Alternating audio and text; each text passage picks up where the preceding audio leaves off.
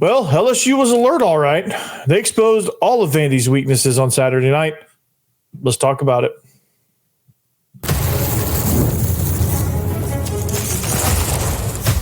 You are Locked On Vandy, your daily podcast on the Vanderbilt Commodores, part of the Locked On Podcast Network, your team every day. Welcome into the Locked On Vandy podcast on the Locked On Podcast Network. I'm your host, Corey Burton. Thanks for making Locked On Vandy your first listen each and every day. We are free and available wherever you get your podcasts and on YouTube as a part of the Locked On Podcast Network, your team every day. You can start the season with a big return on FanDuel. New customers can place a $5 bet, and you'll get started with $150 in bonus bets if you win your first $5 bet. So visit FanDuel.com to get started. Well, Vandy fought hard in the 24-17 loss to LSU, but LSU was just too much for the Dores. Communication and coverage problems plagued the secondary. Poor tackling made moving the ball easy for LSU, and the offense just couldn't protect Pavia nor muster much of a run game. All in all, Vandy's weaknesses were heavily exposed, but that doesn't mean there wasn't good things in this game. I mean, I want to kind of go over. It's going to be one of those good, bad, and the ugly. It's going to be a Clint Eastwood type episode here, the good, the bad, and the ugly. We're going to talk about it all because I think this game contained a lot of that, right? Starting with the good. And here's a summary of it. The good was the start of the game, and I didn't put it on there, but the resilience at the end of the game to fight back, that's good. That's been good all year. The bad was protecting Pavia. That's probably the most glaring one. And then, of course, the ugly was tackling. Bonus feature was the secondary. So let's see how we did. Let's see how we did on the keys to success. Establish early success in the run game. That never happened. However, we were able to hit the very first play for a bomb touchdown. Control the clock. Control field position. Not really. Get lots of pressure on Nussmeier, get takeaways, no takeaways. Did get some pressure on Nussmeier, but was rather ineffective. And managed a hostile road environment. As soon as LSU scored that first touchdown, it just seemed like Vandy was very intimidated. So didn't really do any of these. And, you see the result, okay? The good, the bad, and the ugly. Let's talk about the good first, okay? And I said Vandy's weaknesses were exposed, but I do want to get the good out of the way before we get into any of that, okay? And I know I said that at the top of the show, and I know that's probably what you guys are wanting, but I want to start on a positive note, the good.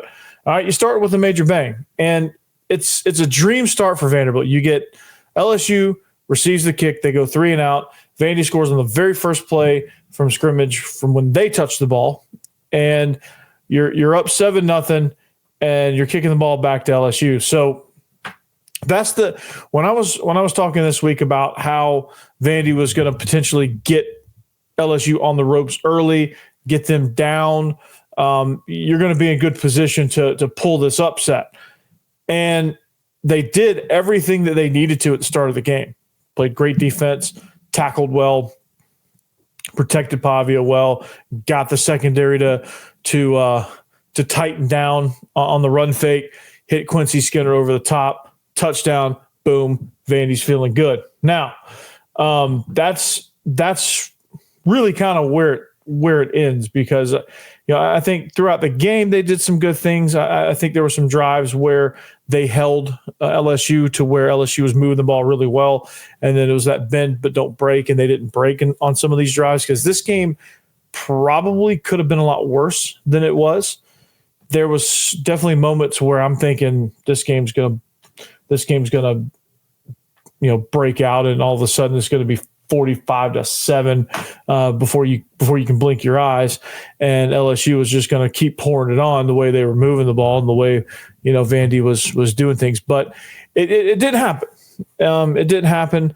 They hung in there. And the resilience really is just kind of what stood out to me as one of the goods. The resilience of this team, the fight of this team, I think it lets you know what kind of place they're in culture-wise, which long-term, that's a really good thing. When you're trying to present to these collectives, when you're trying to present to your athletic association. You want to see a team that battles like that on the road. LSU could have blown that game wide open. They had chances to. Vandy wouldn't let them. And that's part of the good, right? They get off to a really great start, which that's probably one of the best starts they've gotten off to all season. Then, they become very stingy. Of course, LSU does a good job answering back. Knew that was going to happen at some point. We knew LSU was going to answer. All right, they tied it up.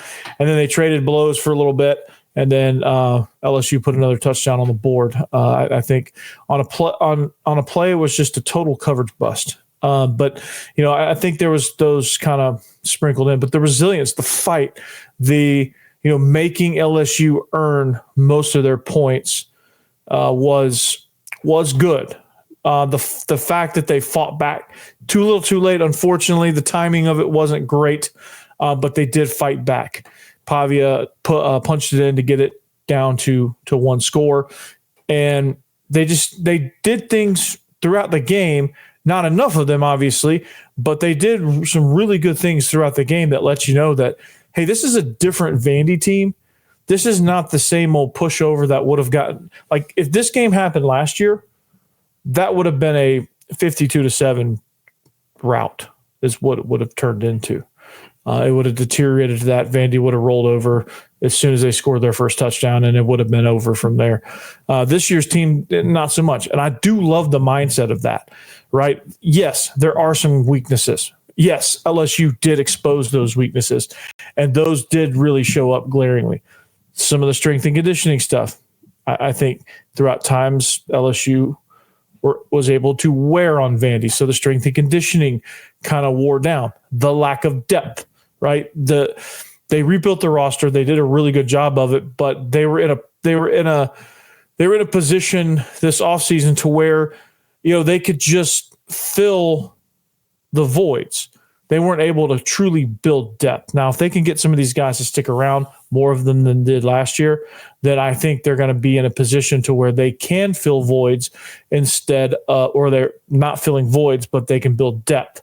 They can sit there and go, okay, well, we've got this really good offensive line unit coming back. We're just going to backfill some spots, and we're gonna solidify that and give us two solid units with a third unit of kind of rotational guys. And then they're doing a pretty good job in recruiting. They flipped a few defensive guys. I think they've got some dynamic playmakers at the wide receiver position. Lloyd Foungy was able to get in on some action this week. That was good to see.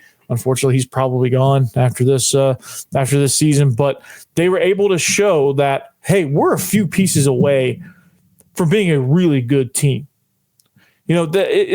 Scheme-wise, they were well coached. Scheme-wise, they had some things that they could do offensively and defensively. They had some things. They just couldn't protect. They couldn't quite get to Nussmeier. They couldn't quite get there. But you could see it developing. You could see the fight. You could see the grit. You could see that they weren't going to roll over. And honestly, from where Vandy has been, that's a huge deal. And I don't want that to get lost in all of this. Yes, okay. For the most part, you got your butt kicked. For the most part. There's some glaring things about this team that are just not quite ready to win yet. Yes. But I think a full season of culture development, I think guys that have experienced it are going to teach some of the newcomers, and I think you're going to start to see more of a chain effect there. I think you're going to see some things. Is there some things coaching staff wise that I'd like to see? Yeah, I'd like to see Clark Lee be able to trust somebody more and become a head coach again. And I think there's some things. I think there's some things out there that I'm a little concerned with. But for the most part, what I'm not concerned with is the resiliency, the attitude, the fight, the resolve, the resilience, right? All of that was great on Saturday night. Just a little bit too late with the execution. Just a little bit here and there, I think would have really done some wonders. I think There was a drive where they went for it on fourth down. If they get points there, I don't know if that changes anything momentum-wise. I don't know if that puts LSU. I don't know if that kind of takes a little bit of the momentum off of them. They gain some momentum, and that's hard to stop in a place like Death Valley. So, I think, if they score there, maybe some things are different, or if they're able to put a touchdown across the board at that point when on that same drive where Pavia ran it down. There's some other things that happened that I just don't think it went their way. But the start was amazing. That pass shows that they're really developing in the passing game. They're really starting to figure some things out there. And then, of course, the fight, the resolve, the resiliency, all of that to keep this game within reach and to keep LSU at arm's length so that they did have a chance in the end. And they did. It was a bit of a long shot because they had to get a stop on a team that was really feeling good and surging. But for the most part, I do like how this team played.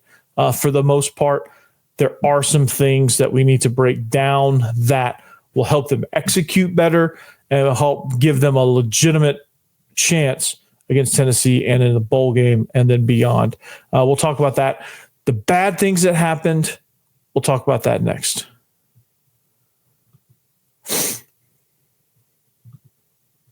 All right, FanDuel. That's right. Get ready to tackle the NFL action with FanDuel, America's #1 sportsbook. Because right now, new customers can bet $5 and get $150 in bonus bets if you win.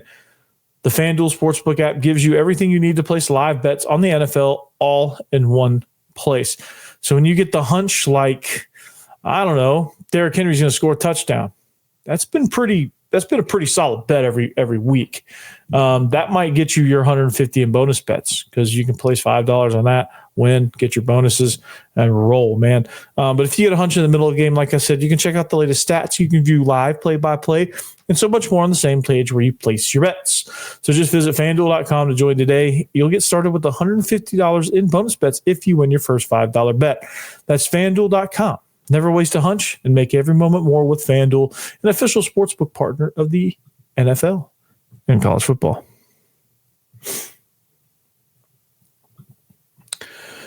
All right. Hope you guys are enjoying your Thanksgiving break. It's almost Thanksgiving. What better way to enjoy your mornings than with a Creve Hall bagel? The world's greatest sourdough bagel. They have great drinks, great atmosphere.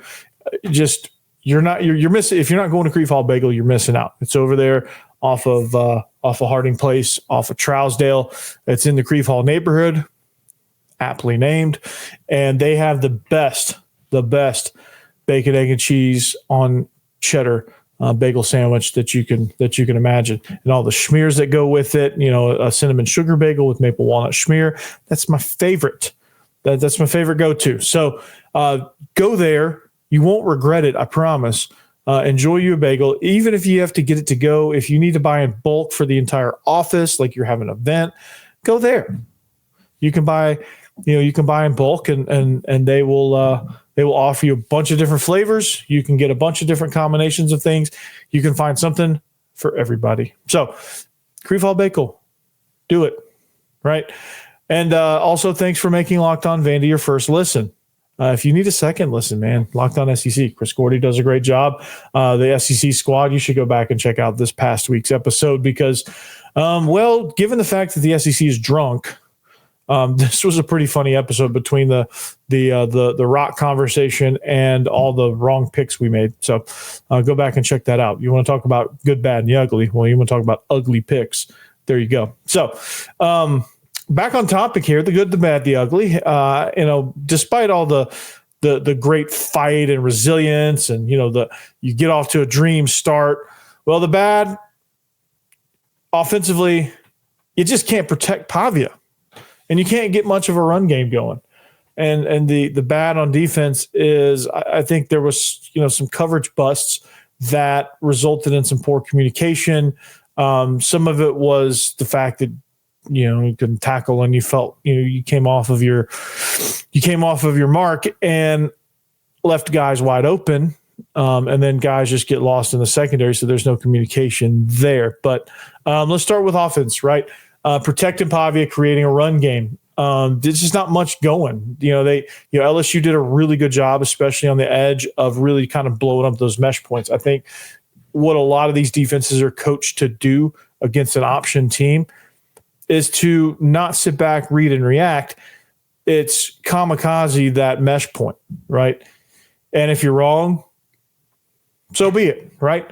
It's kind of like a run blitz, and you're kind of all or nothing on that run blitz, and most of the time it puts pressure on a quarterback to really kind of make a decision fast. He catches the ball, and all of a sudden you're right there.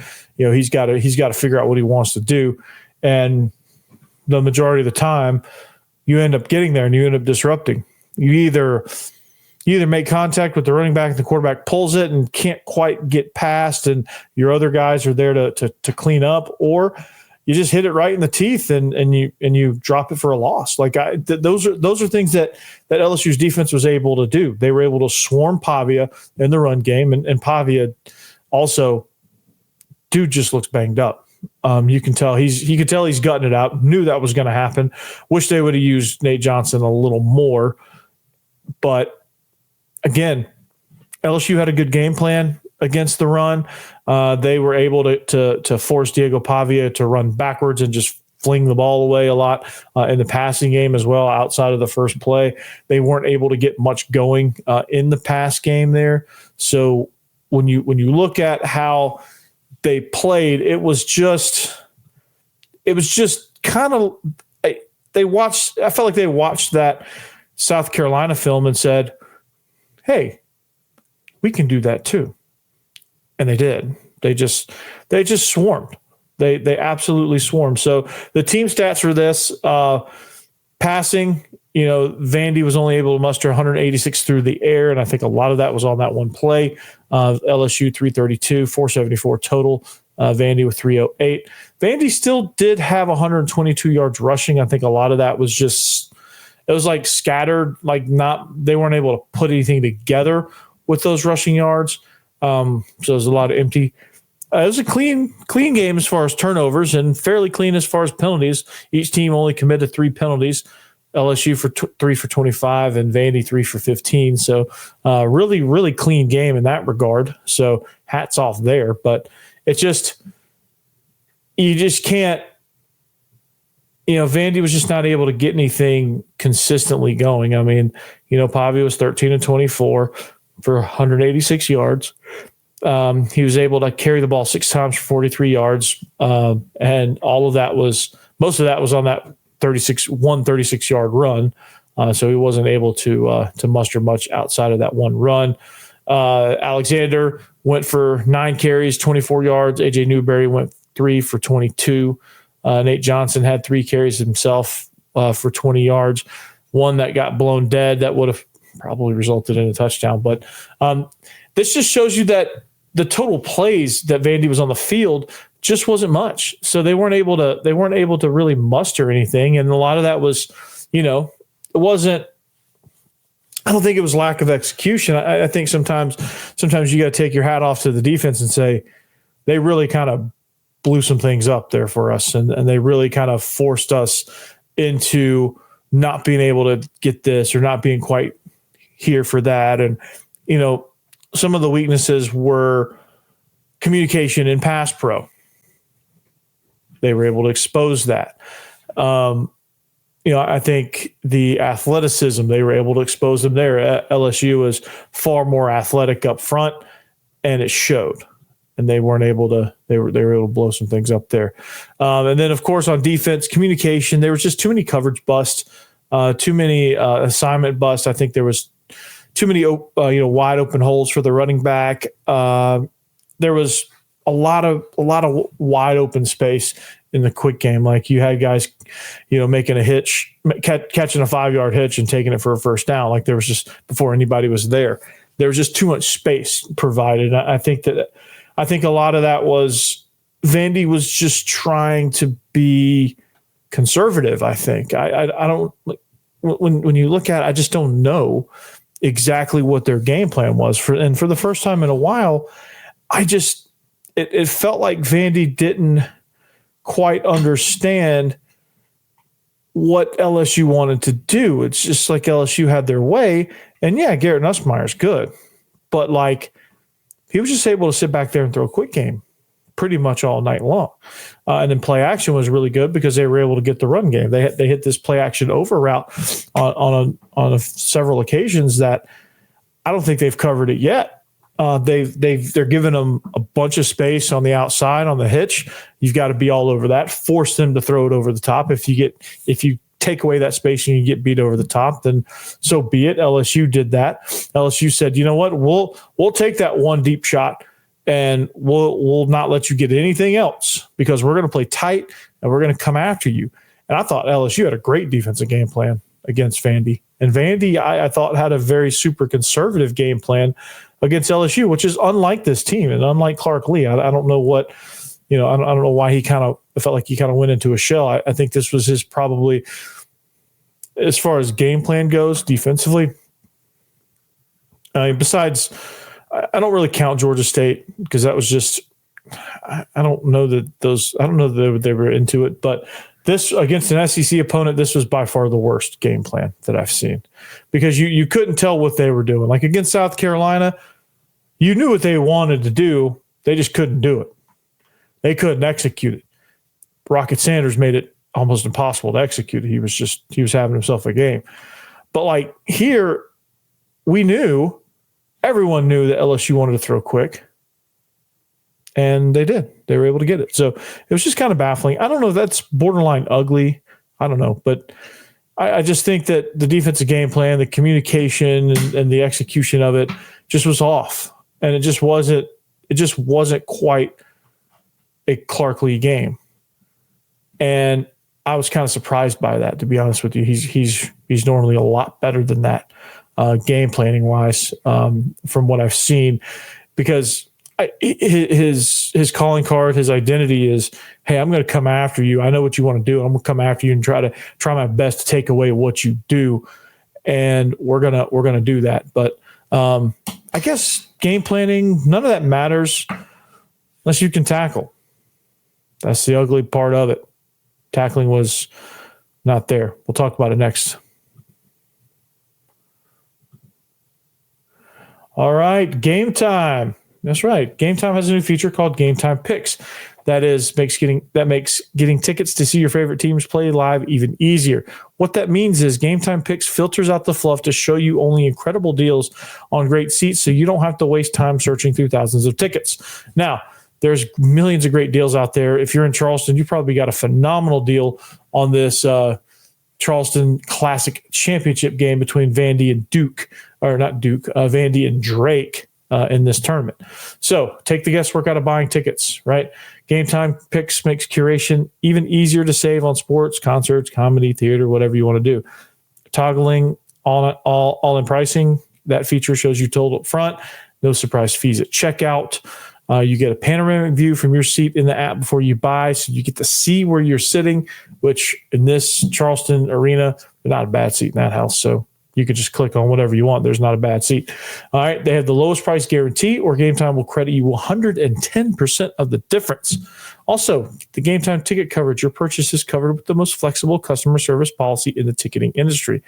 So take the guesswork out of buying tickets with Gametime Picks. Download the Gametime app, create an account, and use code LOCKEDONCollege for $20 off your first purchase. Terms apply. Again, create an account and redeem code LOCKEDONCollege. That's LOCKEDONCOLLEGE for $20 off. Download Gametime today. What time is it? Gametime. Oh!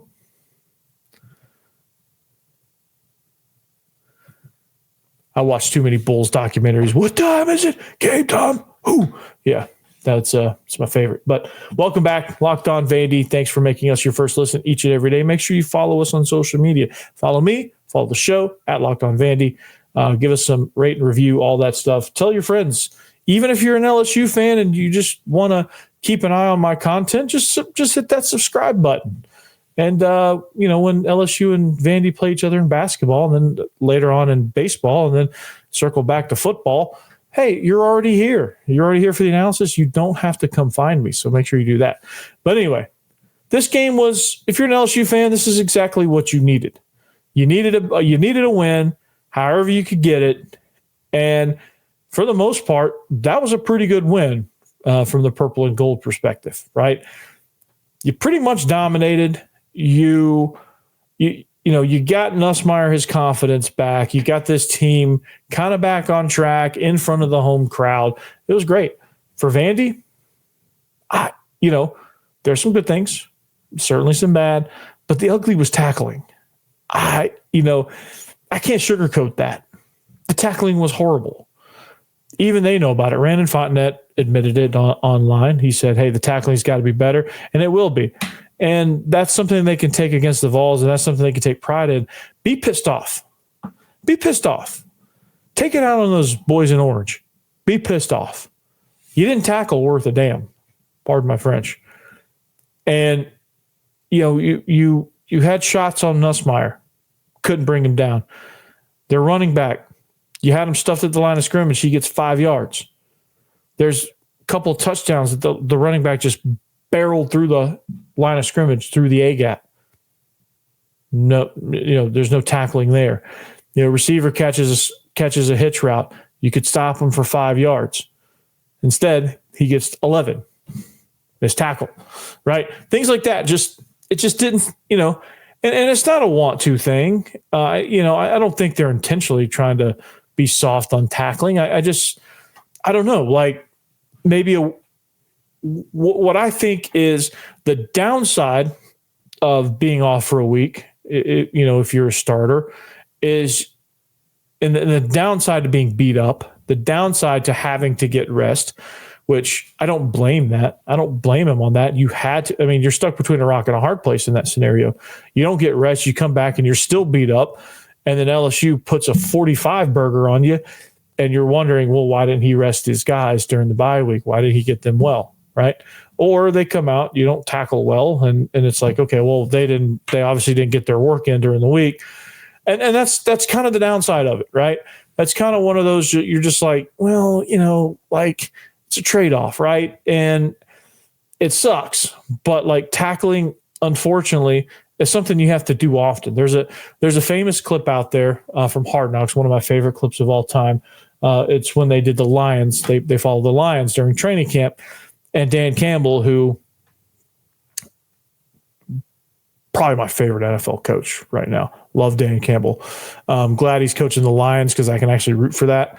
But he stopped practice one day, started yelling at his guys, and because everybody's kind of complaining, why are we tackling? And he just went off on them like, hey, if we don't work on this now, it's going to take us 8 weeks to finally get in the groove, right? And that's true. Like tackling, you just have to constantly work on to be good at it. And LSU, obviously, they didn't have the bye week, and they just kept working, and they were also pissed off too. They just lost three straight, and they were very salty. But tackling is just something you have to work on, and it's just something if you don't do it, you're not going to do it well. And LSU was able to break tackles. Vandy was not able to tackle well. They gave up way more yardage than they should have. A lot of it after first contact. And that they just couldn't do it. They couldn't tackle. It was bad, bad, bad. In fact, it was ugly. This was the only really ugly part about this game. I didn't love the game plan on defense, but one way, half dozen other. I think Clark Lee gets a little more aggressive against Tennessee. Just throw it all out there, man. Tennessee's going to the playoff unless you beat them. So what do you have to lose? What are you going to go 6-6? You're in a bowl game, right? What do you have to lose against Tennessee? Just throw it all out there, right? The game plans, they ebb and flow. There's a lot that goes into it. So, a bad game plan is not the end of the world. Every team has done it, probably multiple times, and it's not the end of the world. But tackling is ugly. If you can't tackle, it doesn't matter what your game plan is. You have the best game plan in the world. If you're not tackling well, it doesn't matter. And maybe the poor tackling, maybe it made their game plan look a lot worse than it was.